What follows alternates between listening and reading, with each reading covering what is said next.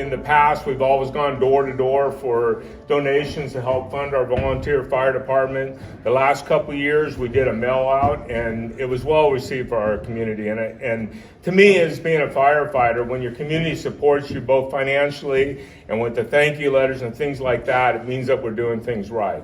A big part is we have a very generous and supportive community, so it comes back from what we do, and we do a good job out there. The report is courtesy of Dean Peterson, who in 1975 wrote it for a history class he took from Andrew Genzoli.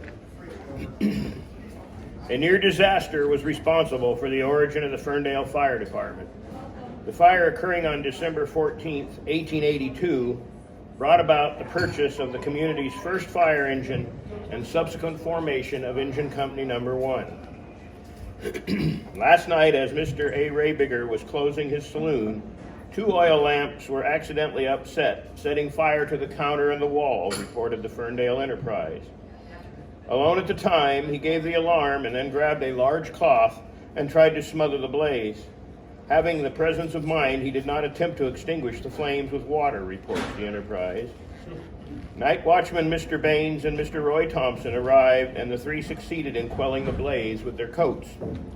If it had not been for the efforts of these men, Main Street would have been a mass of ruins this morning. 1 week later, a community meeting was held to discuss the purchase of a public hearse. Because of the recent fire, it was decided and agreed to invest in a fire engine instead. At the next public meeting in January of 1883, it was decided to purchase a second-hand hand fire engine, cost to be shared by the local property owners. On April 14, 1883, a Hunneman hand pumper was ordered. Ferndale's first fire company was organized November 1884 to be responsible for operating the Hunneman engine. C.M. Smith was elected chief, assisted by Foreman B.B. Nichols and Assistant T.A. Kennedy. At a meeting held February 10, 1897, the Ferndale Fire Department was permanently organized. 45 members were present to begin work on a constitution and bylaws and select officers. The fire department set eligibility requirements. Article 10 stated, "No certificate of membership in the department shall be issued to other than a male person over the age of 18 years and a resident or employee of the city of Ferndale." Sorry, ladies. Good evening. As Dennis told you, my name is Jack Smith. I joined in 1976. I followed Chief Tom Mazzini. He spent 10 years as chief, and then as part of his year, I was with George, assistant chief, and Dave Nicholson, assistant chief. And I was supported by many assistant chiefs: Bill Becker, Dave Nicholson, Carl Goshen, Terry Strong, Jim Becker, Tom Grensel, Dennis Del Biagio, and some probably I don't remember. In early 1980s, I don't have the exact dates, the department voted in the first female in the Ferndale Fire Department, Pat Christie. And I believe she spent at least 15 years in the department, always very active in all the activities, all the fire calls, everything else. Back then, training, when I joined, we had 1 drill per month. We've also had a lot of fun in the departments. We had the annual dinner, which we're here tonight. We had the Washington Games, the annual picnic. We used to have an annual picnic in September. Had the family, the kids, George would have sack games, sack races, pound the nail in. The women always loved that one. We always had the Christmas party at the fire hall upstairs. It was a big thing. Santa Claus used to climb in the window, put a ladder up, climb upstairs in the window of the fire hall.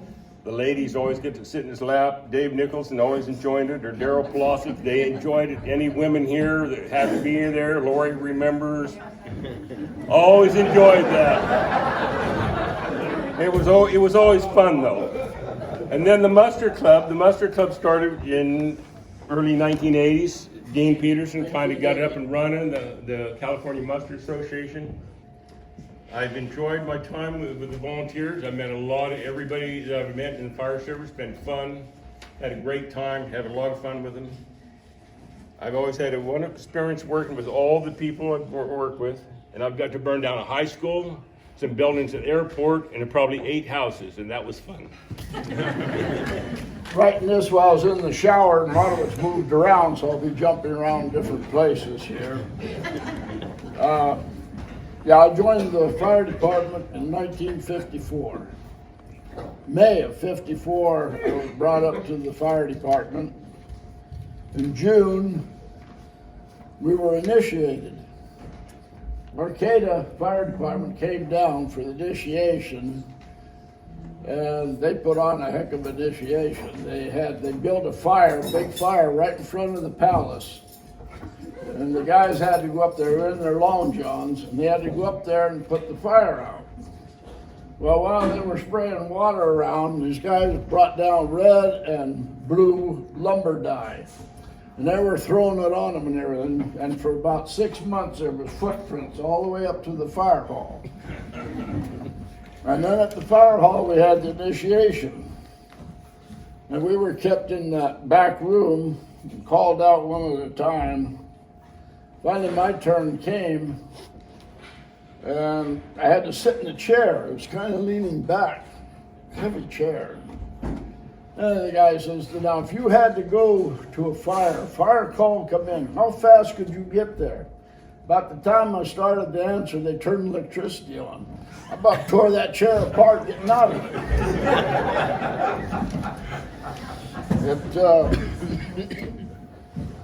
Back in the 50s, I mean, I lucked out in 54. They just gotten rid of the horses, got the regular engines. So it was either the week before the 4th or just after the 4th. I don't remember when. Remember that, George? Oh, you remember that. You got it right, you remember that. Everybody thinks this guy's innocent. I'll tell you what, we were camped in a big field, like a football field. And probably from one side of the field to the other was probably from here to the high school. George Nichols had some firecrackers. So he gave it to Paul Sowers and I, and we ran over there to CDF. CDF, we kind of competed with them and had a lot of competition with them. Run over there and threw them firecrackers in their fire they had going. Before we got back to our camp, there was bottle rockets coming our way. But in closing, I just want to tell you guys, it's an honor to be a fireman. Really take pride in your company. Take pride in the department. People look up to you. That's all I'm going to dwell on that. Us chiefs were kind of talking, and we always kind of really appreciate our community and people in our community and things like that. Well, this year we kind of thought there was a group that kind of stepped up and helped us in a different way. They've been a big part of our department. There's just been a change there. We've had them helping us with response to our calls. They started the CERT program in Ferndale, which is something that I wanted to get going, and the volunteers trying to take it on was a big thing, and just the whole part of their service and everything has been a help to our department. And on top of that, just the protection that they give our community. So we kind of did a special award and appreciation to the Ferndale Police Department. Ron, has stepped up as police. He's been wonderful. I think all of us members appreciate the fact that we see their officers there kind of when they can and everything like that. So we'd like to honor the police department. Thank Ron for his part in it. Quite a surprise. I did not expect to get something. I came here other than free dinner. I really appreciate it. I've enjoyed working with the fire department. The first night I came and rode along, in uniform. I rode with a couple of the officers that were working that night, and the first call we had was a fire on Rose Street, and we got there first. We were on duty, obviously, and a volunteer fireman, I don't even know who it was, but I went up in the building with him, so I got to go in a burning building on my first night riding here. And, We were testing you. Yeah, see if I'd actually go in. I already started that. That was a good idea. So thank you very much. I really appreciate it. It's always a tough decision on how do we pick a member to get this award. So this year, or I should say for 2021, this person really stepped up, went above and beyond, had some extra time, which really made it go really well. I was always asking the chiefs what can be done to help. Is there anything else that needs to be done? Handled almost all the annual drives, requests by themselves, smoke detectors, what have you. He's been our go-to guy for the last 6 months or so. So with that, Ken.